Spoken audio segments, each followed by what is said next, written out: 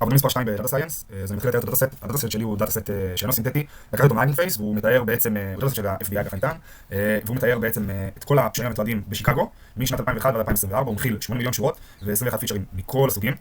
השאלה הכללית שלי היא מה הגורמים שהכי משפיעים על מעצרו של אדם בהינתן והוא ביצע פשע.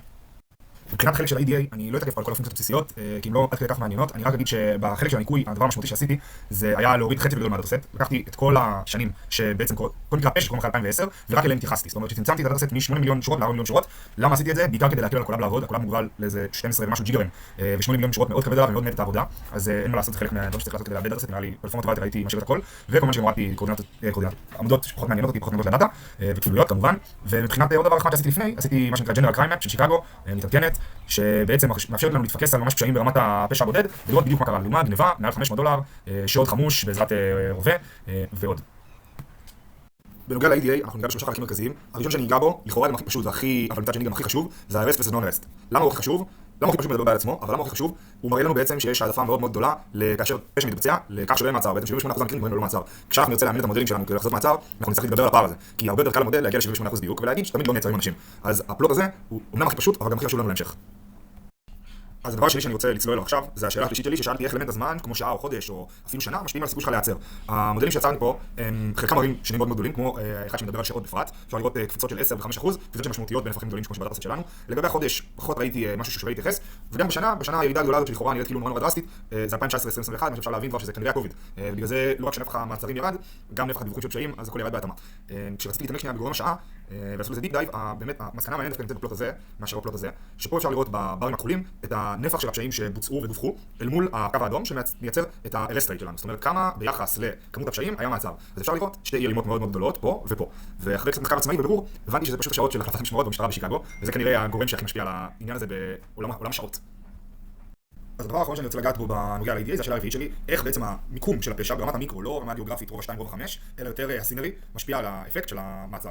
אז מהבר הזה אפשר לראות פה שהוצאנו את 10 מקומות שהכי נתפסים בהם, ה-catch zones, ו10 שהכי פחות, ה-blind spots. עכשיו, מהפלוט הזה, אחרי שחקרתי והסתכלתי, אפשר להבין שתי מונחים מאוד לכאורה בסיסיים בקרימינולוגיה, שאני לא הכרתי, שנקראים proactive ו-reactive policing. בגדול, ה-catch zones זה מקומות שלשוטר מאוד מאוד קל ליזום מגע ולהתחיל ולעצור את הפשע, או לעצור אותו בהתחלה שלו, או אפילו לפעמים ליצור את הפשע, כמו לדוגמה העלבת שוטר, או תקיפת שוטר ודברים כאלה. לעומת ה-blind spots, שזה מקומות לא שאנשים מאוד מאוד פרטיים, שאנשים נמצאים לבד כמו הכספומט, הבית שלהם, מקומות שהמשטרה קשה להגיע אליהם, ולא רק קשה, גם לפעמים לא יכולה. וזה בעצם לימד אותנו המון על מה תורם לי מבחינת סינרי בנוגע לכל התחום של מעצר. אינג'ינירינג וניגע בדיוק במה עשינו ולמה וכמה. אני רק אגיד לפני זה, פה אפשר לראות את הרגרסיה הליניארית, אפשר לראות פה פערים מאוד מאוד גדולים בין מה שאנחנו חזינו למה שבאמת קרה. איזה רגע מאוד מאוד התבאסתי ולא הבנתי למה זה קורה ומאסתי לא בסדר, בסוף פשוט הבנתי שיש לזה מצב מנטלי, אי אפשר לחזור את זה רק במספרים, והיעד שלי עכשיו הוא לא לחזור בצורה מושלמת, כי זה פשוט לא יכול לקרות, ואם זה היה קורה מישהו כנראה כבר היה עושה את זה, אלא לצמצם את הפער. אחרי שהגענו בזה, רגע נדבר שנייה על הפיצ'ר אנג'יניר. אז מבחינת הפיצ'ר אנג'יניר שלי, בגדול, חילקנו את זה לשלושה קלאסטרים, אוקיי? הקלאסטרים הם בעצם ייצוג של 22 מחוזות משטרה בשיקגו, שצמצמנו למאפיינים מרכזיים של average arrest rate per hour ו-average arrest rate נקודה. ככה בעצם האלגוריתם ידע בערך לסדר אותם מול הנקודה הנורמלית שהוא בחר, כדי שיהיה לנו מין שלושה קלאסטרים. הקלאסטר השני הוא יותר ברור, הקלאסטר הראשון והשלישי הם קצת פחות ברורים, אבל בגדול, ככה הוא עבד, והוא זיקק הרבה מאוד נתונים גיאוגרפיים שקשורים במיקום גיאוגרפי, לא מיקום מיקרו שדיברנו עליו ב-EDA, כדי לייצר שלושה קלאסטרים האלה, שבעצם יחסכו המון רעש ובלגן, ובמקום לעבור על 22 מחוזות, רק לעבור על שלושה קלאסטרים, כדי טיפה יותר להקל על המודל שלנו לעבוד. אז על המודלים. המודלים שאני בחרתי לשלושה המודלים האלה, ה-Engineer Linear Regression, Random Forest ו-Gradient Boosting, אפשר לראות באמת שיפור ניכר כבר בשניים האחרונים במדד ה-R-Squared, שבעצם מסביר חלק מהווריאנטים בביצוע פשע ומה שנקרא תפיסה לא תפיסה. המודל המנצח שאני בחרתי ב-Gradient Boosting, כי ה-R-Squared שלו הכי גבוה, הוא יודע להסביר 22.5% מהמשתנים.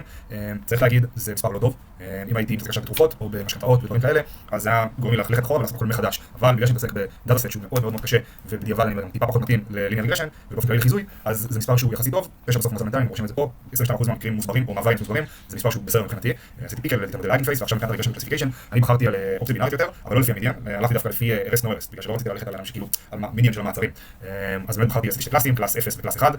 אפשר לראות שגם המספרים פה הם טיפה שונים מה-REST no REST שראינו קודם, של 21%.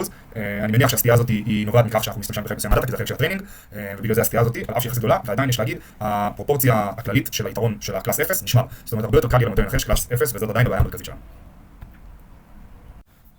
טוב, אני מתקדם הלאה לחלק הכי מעניין של העבודה. אני רק אגיד שפה היה כמה שאלות מאוד מאוד טובות שהכניסו בעבודה ועזרו לי ממש בקונטקסט של פולס פוזיטיב ונגטיב, ככה להבין בדיוק מה אני מחפש ואיך אני מחפש את זה. אז לפני שאני נוגע מודעים, את רוב הקשב אתן על מה לא עניין אותי, ואז נסביר מה כן עניין אותי. מה שכן עניין אותי היה חלק יחסית קטן.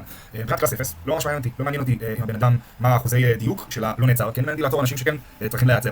אז קלאס 0 מבחינתי הוא כמעט ולא רלוונטי. מה עוד מעניין אותי? לא מעניין אותי הריקול, כי בסוף לא מעניין אותי בגדול ובאלים. אני יותר מעניין אותי הדיוק והריקול, בא לחשבון הדיוק, ובגלל זה אני מוריד אותו. אותו כנראה אגב גם על ה-F1, פחות כרגע מדבר עליי. מה שכן מדבר עליי זה הדיוק בתוך קטגוריה של קלאס 1. למה? כי אני מעניין אותי לדעת האם המודל שלי ידע לקחת בן אדם שאמור לעצר ואמר אותו צריך לעצור. כי זה הרבה יותר קשה מלקחת בן אדם שלא אמור לעצר ולומר אותו לא צריך לעצור. אז מבחינת המודל הראשון של הלוג'יסטיק רגרשן, הציון הוא 0.56, אחר כך יש 0.58 ברנדום פורסט, ואז קפיצה יחסית גדולה בגרדיאנט בוסטינג של 0.67. מה זה אומר? זה א', זה אומר שהגרדיאנט בוסטינג זה המודל המנצח, זה ברור, אבל זה אומר שהוא עשה הכי פחות אזעקות שווא. זאת אומרת, הוא ידע ברמת דיוק הכי טובה לקחת כל מקרה לגופו, להסתכל עליו ולבחון אותו בצורה מאוד מדויקת ולהגיד זה מעצר, זה לא מעצר, וזה מה שאני מחפש. לא מעניין אותי מקרים של הפולס פוזיטיב לתוך העניין. מעניין אותי מקרים של הייתי אמור לעצור אותו והוא יעצר. וזה מה שהמודל הזה הכי הצטיין, ובגלל זה הוא המודל המנצח, כמובן שזה פיקל, וזהו.